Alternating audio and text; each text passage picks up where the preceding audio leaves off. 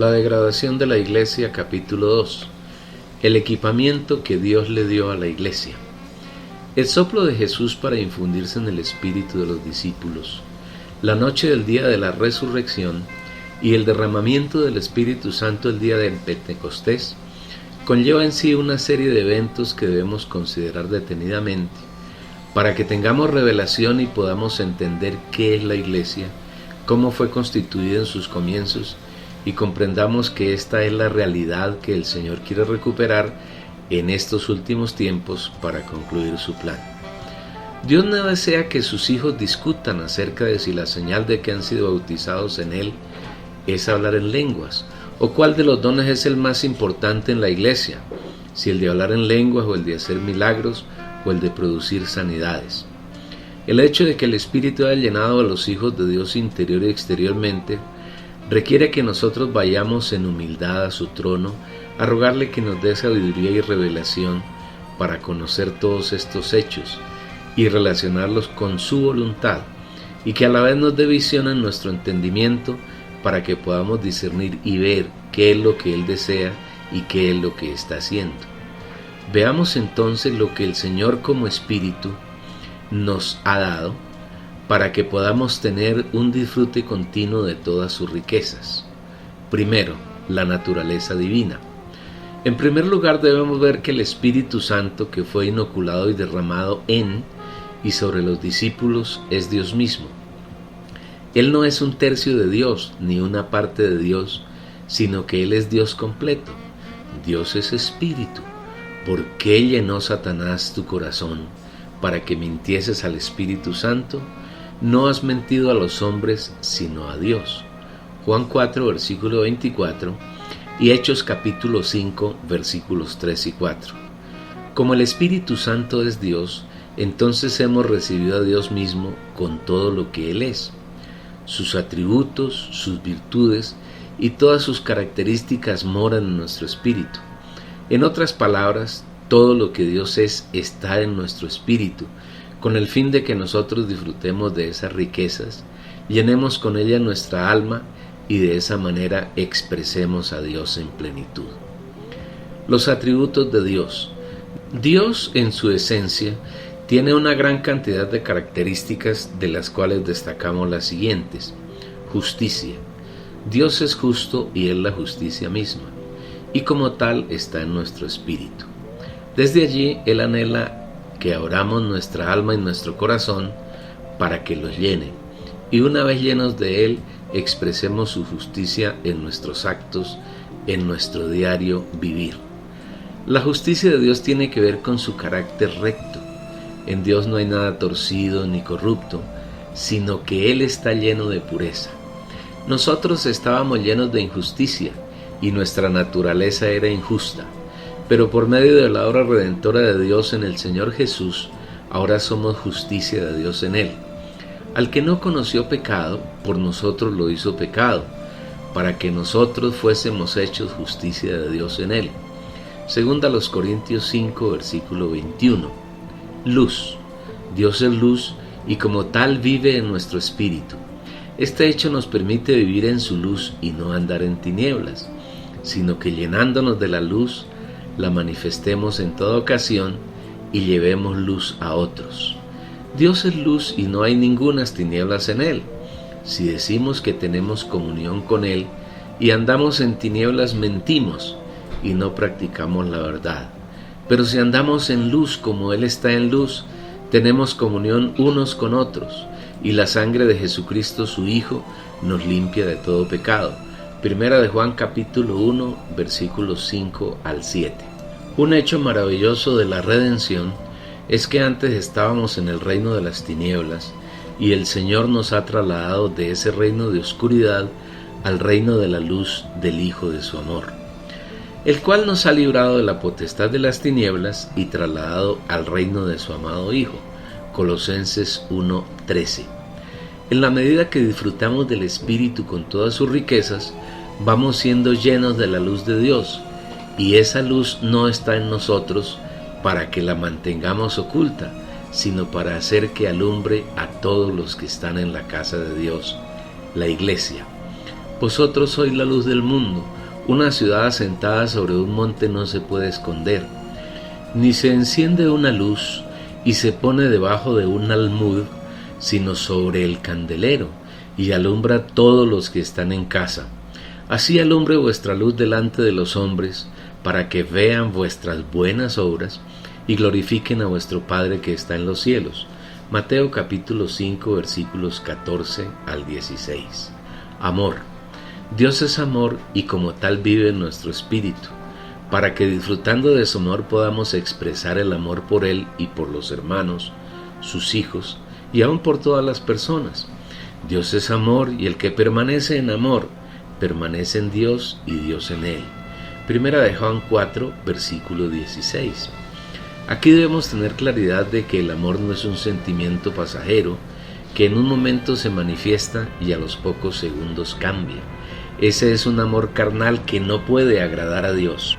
El amor genuino es una persona, es Dios mismo, y mediante nuestra labor diaria de disfrutar el Espíritu en nuestro espíritu, logramos que esa persona llene nuestra alma y se manifieste en nuestros actos, pensamientos y palabras, acordándonos sin cesar delante del Dios y Padre nuestro, de la hora de vuestra fe, del trabajo de vuestro amor y vuestra constancia en la esperanza en nuestro Señor Jesucristo.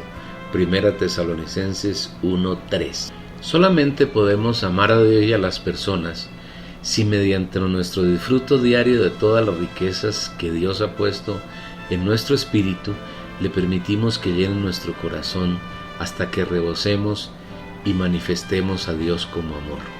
Vida. Dios es vida, la vida eterna, la vida que no se marchita ni se envejece, la vida que no se corrompe, la vida que tiene el poder de la resurrección y que vence a la muerte. En la medida que nosotros disfrutamos al Espíritu como la vida, derrotamos toda manifestación de muerte que a Satanás le gustaría que expresásemos en nuestro diario vivir. Santidad. Otro atributo de Dios es la santidad, y Él es el único ser santo en el universo. Ser santo significa ser separado, apartado de todas las cosas comunes, inmundas y no inmundas. Como ser santo, Dios es único en el universo, y Él nos ha dado el privilegio de que participemos de su santidad, pero para lo que nos es provechoso, para que participemos de su santidad. Hebreos capítulo 12, versículo 10. En la medida en que disfrutamos su santidad que está en nuestro espíritu, nuestra alma va siendo llena de Él y vamos siendo más santos, más apartados para Él, hasta que llegamos a ser totalmente santificados. La santidad se expresa por nuestro medio en la medida en que por el disfrute del Dios que vive en nuestro espíritu nos llenamos de Él. Las virtudes. Además de estos atributos que son Dios mismo, su esencia y su naturaleza, el Señor tiene un sinnúmero de virtudes que depositó en el hombre cuando lo creó. El Espíritu las ha traído a morar en nosotros y en la medida que lo disfrutamos vamos siendo llenos de ellas y las vamos manifestando para que Dios sea expresado en carne y el misterio de la piedad se haga realidad en y por medio de nosotros. E indiscutiblemente grande es el misterio de la piedad. Dios fue manifestado en carne. 1 Timoteo 3:16. Todas estas virtudes están descritas a lo largo de la Biblia, y aquí nos referiremos a unas pocas, como por ejemplo la paciencia, que también la Biblia llama longanimidad, y por medio de ella aprendemos a soportar a otros con sus virtudes y carencias, en la medida que Dios desea que los soportemos. Igualmente son virtudes la mansedumbre y la humildad, aunque humanamente tenemos algo de ellas, porque fuimos creados a la imagen y a la semejanza de Dios. Debido a la caída del hombre, esas virtudes tienen mucha dificultad para expresarse en nosotros. Para ser mansos y humildes debemos aprender a disfrutar todo lo que Dios es, todo lo que Él ha traído a nuestro espíritu. Para alcanzar mansedumbre y humildad, hay un camino que el Señor Jesús trazó y consiste en enyugarnos con Él, para aprender de Él, que es manso y humilde de corazón. Venid a mí todos los que estáis trabajados y cargados, y yo os haré descansar. Llevad mi yugo sobre vosotros, y aprended de mí, que soy manso y humilde de corazón, y hallaréis descanso para vuestras almas. Mateo 11, 28 al 29. La soberbia y la altivez, que son el opuesto de la mansedumbre y la humildad, fueron sembradas por Satanás en la caída de Adán, y a lo largo de los siglos las ha venido perfeccionando en el hombre viejo. Aunque el Señor Jesús al morir en la cruz anuló y eliminó la obra de Satanás, debemos entender que si no buscamos una aplicación y una experiencia de la obra salvadora del Señor para nosotros, la hacemos inútil. Es por eso que el Señor pide a quienes están trabajados y cargados que vengan a Él, que tomen su yugo, que aprendan de Él, que es manso y humilde de corazón, y de esa manera tendrán un remanso de paz en sus almas. Un creyente soberbio y altivo es sin duda un hijo de Dios que tiene muy poco disfrute de las riquezas del Señor que moran en su espíritu. Pero aquí el Señor presenta una solución a ese conflicto: venir a Él, tomar su yugo y aprender de Él humildad y mansedumbre. Otra virtud que hemos heredado del Señor es la paz. La naturaleza del hombre caído es guerrera y conflictiva, peleadora. La guerra está en los miembros del hombre. ¿De dónde vienen las guerras y los pleitos entre vosotros? ¿No es de vuestras pasiones las cuales combaten en vuestros miembros? Santiago capítulo 4 versículo 1. Por causa de nuestra condición caída, nosotros estábamos enemistados con Dios, éramos sus enemigos, pero Él nos ha reconciliado consigo mismo y además de hacernos sus hijos, nos ha convertido en sus amigos. No obstante, diariamente hacemos cosas que le ofenden y necesitamos con frecuencia ir a su trono para reconciliarnos con Él. Si lográsemos vivir todo el tiempo en el Espíritu, viviríamos en una perpetua amistad con Él y no habría ninguna ofensa que dañase nuestra comunión. Por eso requerimos disfrutar a cada instante la paz que Él ha puesto en nuestro espíritu. Sin embargo, el problema de enemistad no es solamente con Dios, sino con los hombres. En todo lugar hay conflictos, envidias, chismes, murmuraciones de unos contra otros, inclusive en el pueblo cristiano. Hay conflictos en la familia, con los vecinos, en el trabajo y en la escuela. Todo esto se da porque permitimos que Satanás active el viejo hombre que se expresa en la carne. Pero nosotros hemos sido llamados a ser pacificadores y lo lograremos mediante un disfrute continuo y permanente de la paz que Dios ha puesto en nuestro espíritu. La paz os dejo, mi paz os doy. Yo no os la doy como el mundo la da. No se turbe vuestro corazón ni tenga miedo. Bienaventurados los pacificadores, porque ellos serán llamados hijos de Dios. Juan 14:27 y Mateo 5:9. En fin, son tantas las virtudes que el Señor en su obra redentora elevó a un plano espiritual que podemos disfrutarlas todas conforme a nuestra necesidad. Todas ellas están en nuestro espíritu, donde vive Dios como el Espíritu. Por ejemplo, la templanza o dominio propio, la benignidad, el gozo, la fe, el amor, que siendo un atributo de Dios, también es una virtud. Todo esto nos ha sido dado por el Señor al infundirse y derramarse como el Espíritu en nosotros, pero no para que tengamos un conocimiento doctrinal de tales atributos y virtudes, sino para que diariamente en comunión con Él en el Espíritu disfrutemos de tantas y tantas riquezas que son insondables e innumerables. Segundo, su obra redentora. El Señor no solo nos legó en el Espíritu lo que Él es, su vida divina, su persona, sus atributos y sus virtudes, sino que también incluyó todo aquello que Él ganó mediante los pasos que dio para redimirnos. Esa obra maravillosa realizada por amor a nuestro favor comprende por lo menos 7 pasos que queremos discernir de manera sucinta.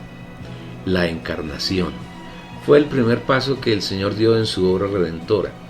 Debido a la caída del hombre, éste tenía una sentencia sobre sí que nadie podía evitar, la muerte. Ningún humano hasta ahora, a excepción de Elías y Enoc, ha logrado escapar de la muerte. Todos deben morir. Dios, entonces, para cumplir esta sentencia, tuvo que venir a morar en la carne, para tener la oportunidad de morir por todos, de hacernos uno con su muerte y cumplir así la sentencia que había decretado, en caso de que Adán comiera del árbol de la ciencia, del bien y del mal. Uno murió por todos, luego todos murieron, y por todos murió, según a los Corintios 5, 14 al 15. Pero la encarnación no solo hace posible que Dios pase por la muerte en Jesús, sino que además es el rescate de lo que Satanás, unido a Adán y Eva, dañaron en el huerto de Edén. Dijimos al comienzo del capítulo anterior que Dios creó al hombre con el fin de entrar en él, vivir en él y expresarse a través de él. Pero Satanás dañó este propósito al introducir su naturaleza de pecado en el hombre e impedir que éste pudiera mantenerse en comunión con el Señor. Con la caída, el hombre cayó del propósito de Dios. Cuando Jesús nació de María en Belén, Dios estaba recuperando lo que Satanás había dañado en el huerto de Edén. Ese pequeño niño no era solamente un hombre, sino el Dios todopoderoso y maravilloso, el creador del vasto universo y de la hermosa tierra en que vivimos, vivía en ese pequeño niño. Jesús es Dios mezclado con la humanidad, es Dios viviendo su vida eterna y divina en un hombre. Aleluya, Él es Dios con los hombres, es Emmanuel. Jesús fue engendrado en María por el Espíritu Santo, lo cual implica que en el vientre de María se dio esa mezcla maravillosa de la divinidad con la humanidad, de Dios con el hombre. Y cuando Jesús nació, ese niño era Dios mezclado con el hombre para vivir su vida divina en la vida humana. Cuando Dios creó a Adán, lo hizo como un vaso dispuesto para recibir al Señor, pero corrió el riesgo de que ese vaso decidiera no recibir a Dios, sino a Satanás, lo que efectivamente ocurrió. Ahora en Jesús, que es el último Adán, Dios ya no tenía ese riesgo, sino que por lo menos el espíritu humano de Jesús estaba lleno de Dios el Espíritu, y durante su vivir humano, Jesús como hombre llenó su alma de la naturaleza divina hasta que por medio de su muerte eliminó el viejo hombre que había logrado Satanás al mezclarse con el primer Adán, y al resucitar Jesús creó el nuevo hombre contra el cual nada puede hacer Satanás. Así también está escrito: fue hecho el primer hombre Adán, alma viviente. El postrer Adán llegó a ser espíritu vivificante. Primera a los Corintios, capítulo 15, versículo 45. El vivir humano. Igualmente Jesús tuvo un vivir humano en la tierra por un lapso superior a 3 décadas, y ese hombre no era nadie distinto a Dios, viviendo su vida divina en un hombre. Como hombre es perfecto, nunca hizo nada siguiendo la emoción, voluntad o pensamientos suyos, sino siempre siguiendo la voluntad, los deseos, los sentimientos y el plan de Dios, quien moraba en él. Si entramos al Espíritu, veremos que todas las cosas que Jesús hizo durante su peregrinación en la tierra, era Dios morando en él, quien en verdad hacía, decía y pensaba las cosas. Él mismo lo declaró a los discípulos pocos antes de ir a la cruz para morir. ¿No crees que yo soy en el Padre y el Padre en mí? Las palabras que yo os hablo, no las hablo por mi propia cuenta, sino que el Padre que mora en mí, Él hace sus obras. Creedme que yo soy en el Padre y el Padre en mí. De otra manera, creedme por las mismas obras. Juan capítulo 14, versículos 10 y 11. La preposición en aquí es traducida de la preposición griega eis, que quiere decir dentro de. Esto quiere decir que Jesús moraba dentro del Padre y el Padre moraba dentro de él. Durante su peregrinación en carne por esta tierra, Jesús y el Padre nunca se separaron, ni siquiera en la muerte del Señor Jesús. El vivir humano de Jesús es un ejemplo contundente para que los hijos de Dios vivamos en Dios, en el Espíritu, y lo agrademos en todo nuestro vivir. El deseo de Dios es que lo satisfagamos en nuestro hablar, en nuestros pensamientos y en nuestros actos. Él ya vivió de esa manera, y ese vivir está hoy en el Espíritu Santo, y Él está en nuestro espíritu. Todo esto lo recibimos cuando creímos. Y podemos lograr este vivir no por nuestro esfuerzo, sino porque ahora el Padre y el Hijo, con el Espíritu, moran en nosotros y nosotros moramos en Él. La muerte. Al cumplirse el tiempo determinado por Dios, Jesús fue a la cruz para morir, y su muerte, además de ser una muerte cruel, para Dios y para los creyentes, es gloriosa. No hay mayor derrota para el hombre que la muerte. Cuando los gobiernos de la tierra tienen enemigos, matarlos es la mayor victoria para ellos y la mayor derrota para sus oponentes. Aparentemente la muerte de Jesús fue una derrota para Dios y una victoria para Satanás, pero no fue así. En verdad la muerte de Jesús es la mayor victoria para Él y para nosotros, porque mediante su muerte mató y eliminó todas las cosas corruptas que Satanás introdujo en Adán, en el huerto de Edén y en el resto de la humanidad a lo largo de los siglos. Lo primero que logró Jesús con su muerte fue destruir al diablo, dañarle todo su plan, toda su oposición al plan de Dios y todo el daño que Él ha hecho en la humanidad. Así que por cuanto los hijos participaron de carne y sangre, Él también participó de lo mismo, para destruir por medio de la muerte al que tiene el imperio de la muerte, esto es al diablo. Hebreos 2, versículo 14. El diablo tiene el imperio de la muerte, pero mediante la cruz de Cristo, Él fue destruido y su poder fue eliminado. Ese hecho está hoy en el Espíritu que mora en nuestro espíritu, y ya no tenemos ningún temor ni a la muerte ni a Satanás, porque tanto la una como el otro fueron aplastados con la muerte del Señor. Librar a todos los que por el temor de la muerte estaban durante toda la vida sujetos a servidumbre. Hebreos capítulo 2, versículo 15. Cuando Satanás se introdujo en Eva y Adán por medio del árbol de la ciencia del bien y del mal, introdujo en ellos el pecado, que es la naturaleza satánica, diabólica. El pecado no pertenece al hombre, ni el hombre fue creado con pecado ni para pecar. Este fue un añadido que Satanás inoculó en el hombre en el huerto de Edén, y el Señor mediante su muerte lo quitó. El siguiente día vio Juan a Jesús que venía a él, y dijo: «He aquí el Cordero de Dios, que quita el pecado del mundo». Juan capítulo 1, versículo 29. Debido a que esa naturaleza diabólica llamada pecado está dentro del hombre, los seres humanos cometen una serie de conductas que ofenden a Dios y los constituyen en sus enemigos. Pero el Señor en la cruz, mediante su sangre derramada, limpió y limpia los pecados de los creyentes y los reconcilia permanentemente con Dios. Por cuanto agradó al Padre que en Él habitase toda plenitud, y por medio de Él reconciliar consigo todas las cosas, así las que están en la tierra como las que están en los cielos, haciendo la paz mediante la sangre de su cruz. Pero si andamos en luz como Él está en luz, tenemos comunión unos con otros, y la sangre de Jesucristo su Hijo nos limpia de todo pecado. Colosenses capítulo 1 versículos 19 al 20 y Primera de Juan capítulo 1 versículo 7. Después de la caída de Adán y Eva en el huerto de Edén, Satanás usó a algunos hombres, el primero de los cuales fue Caín, para edificar un sistema que la Biblia denomina el mundo. Ese sistema tiene como finalidad alejar cada vez más al hombre de Dios y enemistarlo con su Creador y Redentor. El Señor en la cruz también eliminó ese sistema para que nosotros los creyentes vivamos en una permanente comunión y reconciliación con nuestro Señor y por nada estemos enemistados con Él.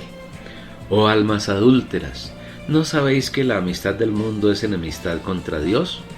Cualquiera, pues, que quiera ser amigo del mundo, se constituye enemigo de Dios, y mediante la cruz reconciliar con Dios a ambos en un solo cuerpo, matando en ella las enemistades. Santiago 4, versículo 4, y Efesios 2, capítulo 2, versículo 16.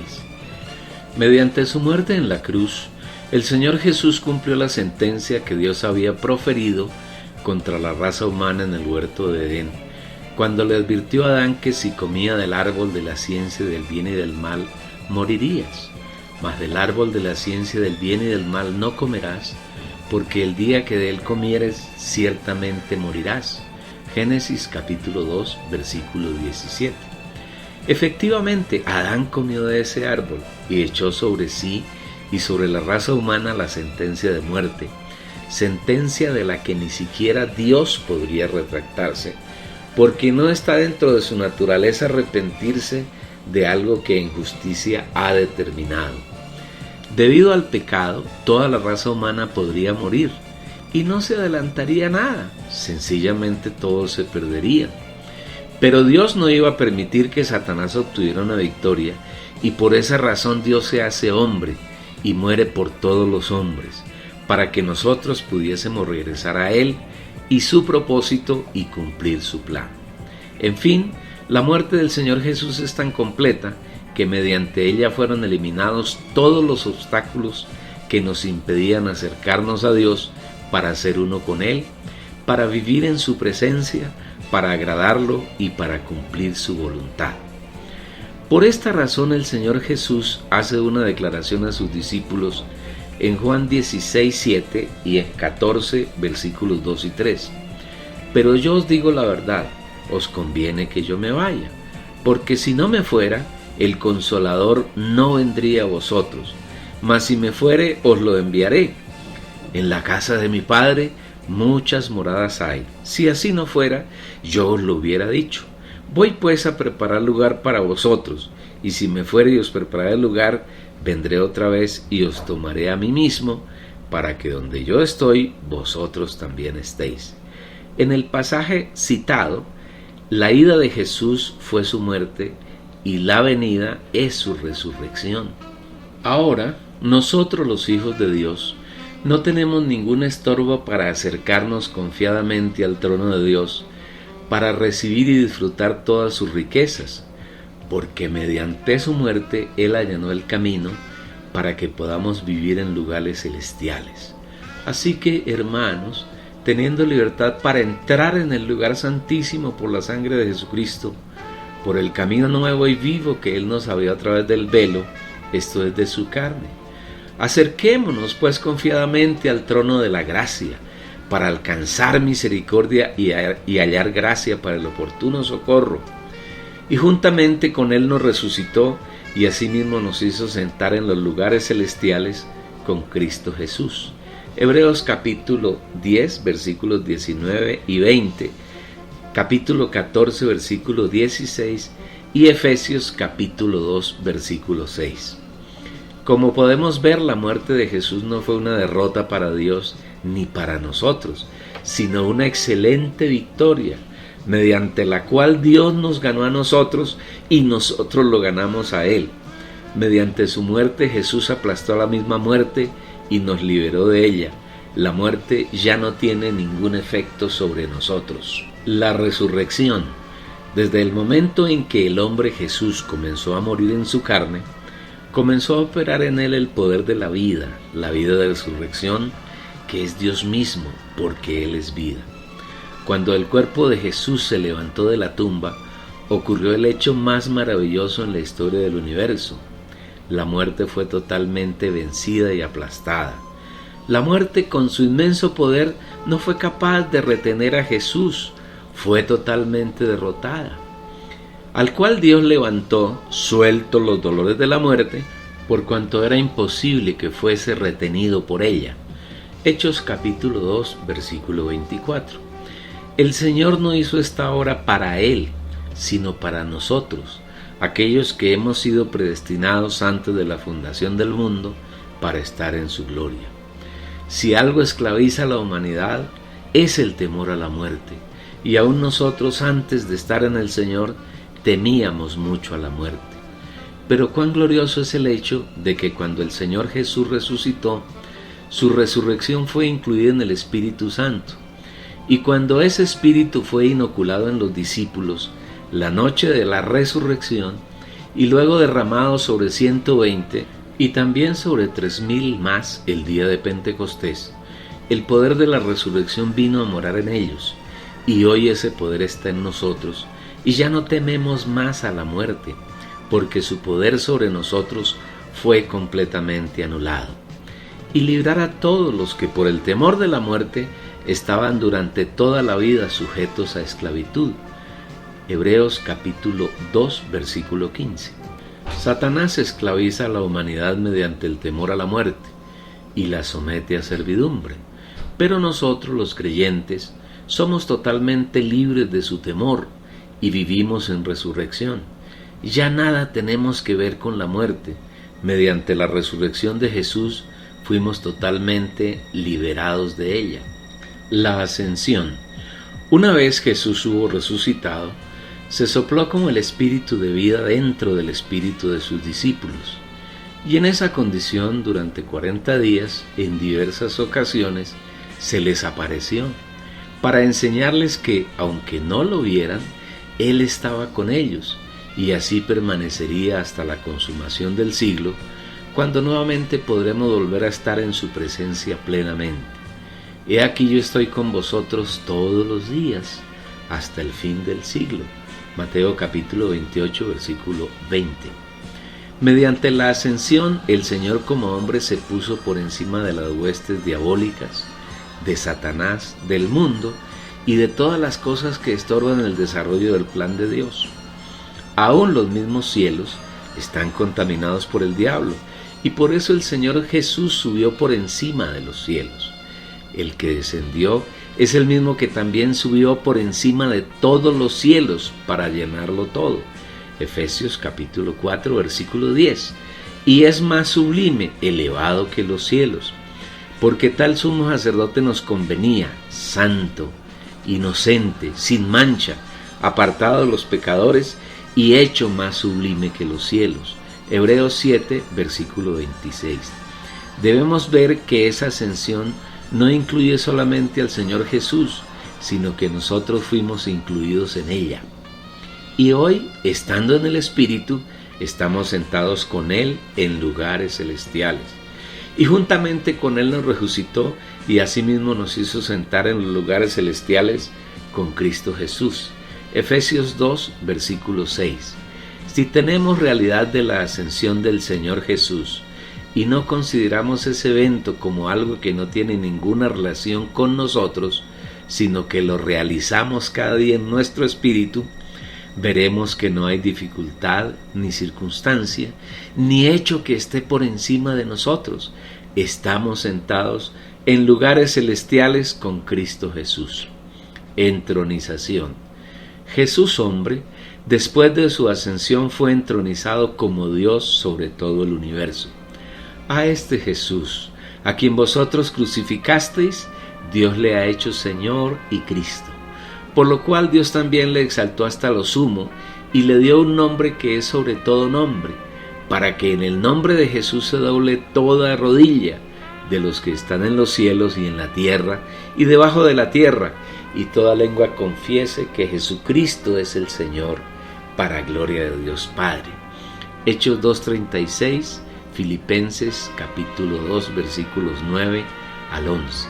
Esta es la gran victoria de Dios sobre Satanás, que la criatura que él engañó y pervirtió, Dios la rescató y la sentó a la diestra de la majestad, para que sea Señor de todo el universo, el cual, siendo el resplandor de su gloria y la imagen misma de su sustancia, y quien sustenta todas las cosas con la palabra de su poder, habiendo efectuado la purificación de nuestros pecados por medio de sí mismo, se sentó a la diestra de la majestad en las alturas.